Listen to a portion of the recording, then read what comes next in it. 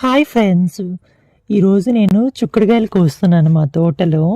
నేను ఎక్కువ బయట కొనుక్కోను కూరగాయలు. ఎక్కువ మోస్ట్ ఆఫ్ ద థింగ్ అయితే ఇంట్లోనే పండించుకుంటాను. పాలకూర అండ్ తోటకూర కొన్ని. ఇక్కడైతే మా ఊర్లో ఏమీ రావండి. టొమాటోస్ అసలు రావు.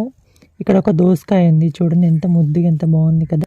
సో చిక్కుడుకాయలు కోస్తున్నాను, చాలా ఉన్నాయి. మంచిగా నేను లావ్ అయిపోయింది అనమాట. చాలా హైట్లో ఉన్నాయి, నాకు అందట్లేదు.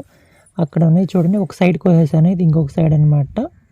సో నేను ఎక్కువ అయితే ఇంట్లోనే పండించుకోవడానికి ట్రై చేస్తాను. కూరగాయలు బయట కొనుక్కోనండి.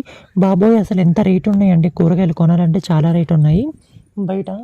అసలు 100 రూపాయలు తీసుకెళ్తే ఏం కూరగాయలు ఏమీ రావట్లేదు. సో అందుకని నేను ఎక్కువ అయితే ఇంట్లోనే పండించుకుంటాను. సో లోపల కూడా చూస్తున్నాను చిక్కుడుకాయలు ఉన్నాయేమో అనేసి. సో ఆ లోపల కూడా ఉన్నాయి, కొన్ని కొన్ని ఉన్నాయి, కొన్ని కొన్ని పాడైపోయినాయి చిక్కుడుకాయలు. సో ఇవి అనమాట చిక్కుడుకాయలు. సో అండ్ ఇంకా అటు సైడ్ ఇంత ఉన్నాయి.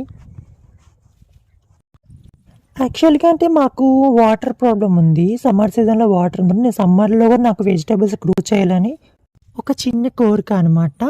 సమ్మర్లో కూడా వెజిటేబుల్స్ వస్తాయా అంటే ఒక చిన్న క్వశ్చన్ మార్క్. అది వస్తాయంటే నేను కన్ఫామ్గా చెప్పలేను. సో వాటర్ పెడితే వస్తాయని అనుకుంటాను. సో ఇవన్నీ అనమాట చిక్కుడుకాయలు. ఇవన్నీ కోసేసాను, అయిపోయినాయి అనమాట లాస్ట్. సో చూడాలి ఇంకా ఇవి ఎన్ని ఎట్లా అవుతాయి అన్నది. సో ఇవి అనమాట చిక్కుడుకాయలు. ఎలా ఉన్నాయి ఫ్రెండ్స్? ఐ నాట్ ఎక్స్పెక్టెడ్ అండి 1.5 kg ఉండొచ్చు ఈ చిక్కుడుకాయలు. చాలా మంచిగా ఉన్నాయి కదా ఫ్రెండ్స్ చిక్కుడుకాయలు. నాకైతే చాలా హ్యాపీ అనిపిస్తుంది. మా ఇంట్లో పండించాను నేను చిక్కుడుకాయలు. ఆహో, ఎంత బాగున్నాయి కదా. సో మీ ఎన్ని కేజీలు ఉంటాయో మీరు నాకు చెప్పండి, ఓకేనా ఫ్రెండ్స్? Subscribe my channel.